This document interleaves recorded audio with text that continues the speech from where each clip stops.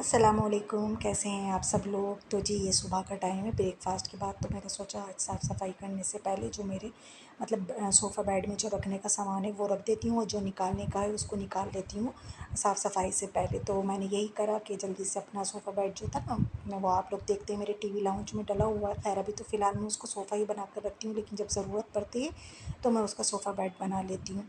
तो इसके अंदर एक बॉक्स दे रखा है ना स्टोरेज के लिए, तो मैंने इसमें अपनी बेडशीट वगैरह जो मेरा सामान होता है वो मैंने काफ़ी सामान इसके अंदर रख रखा है। अच्छा, ये ज़रूरी नहीं है कि हमारे पास ऑर्गेनाइज़र होंगे तो ही हम अपनी चीज़ों को ऑर्गेनाइज़ करके रखेंगे।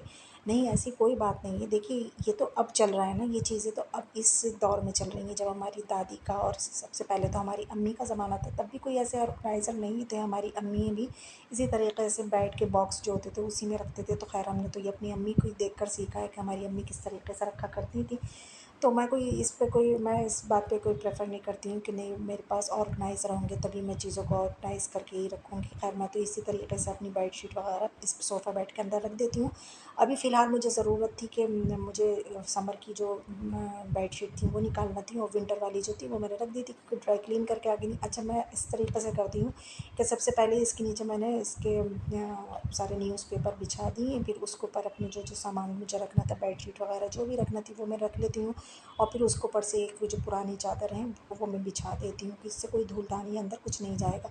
अच्छा, काफ़ी सारे आपने अभी देखा कि अंदर जो है पुरानी बेडशीट रखी, वो इसी वजह से मैं रखती हूँ, इसी पर्पज़ से कि कभी ना कभार हमें काम में आ ही जाती है। एक तो तब होता है जब कलर होते हैं घर में, तब हमें अपने फर्नीचर को कवर करने के लिए बहुत सारी बेडशीट चाहिए होती है। तो इस वजह से मैं पुरानी बेडशीट जो होती है वो भी सँभाल कर इसी में रख लेती हूँ कि पता नहीं कब किस टाइम काम में आ जाए। तो इस तरीके से मैं अपने बेड को कवर करके बिल्कुल कि इसके अंदर बिल्कुल धूल-धानी नहीं जाए और मेरी जो चीज़ें इसमें रखी हुई हैं बिल्कुल महफूज़ रहें और किसी को पता भी नहीं चलता है कि इसके अंदर क्या रखा हुआ। अगर हम मेहमान के सामने में कोई अचानक से आ जाए और हमें ज़रूरत पड़ जाए, अगर हम खोलेंगे तो हमारा बेड जब हम खोल कर देखेंगे तो वो मेहमान भी ये कहेगा देख कर कि हाँ, अच्छे से ऑर्गेनाइज़ करके रखा और अपने दिल को भी तसल्ली होगी कि हमारी चीज़ें अंदर बिल्कुल सही सुध रखी हुई हैं। अच्छा, इसके अंदर में भी मैं जो कपड़ों में डालने की गोलियाँ आती हैं वो मैं डाल कर ही रखती हूँ।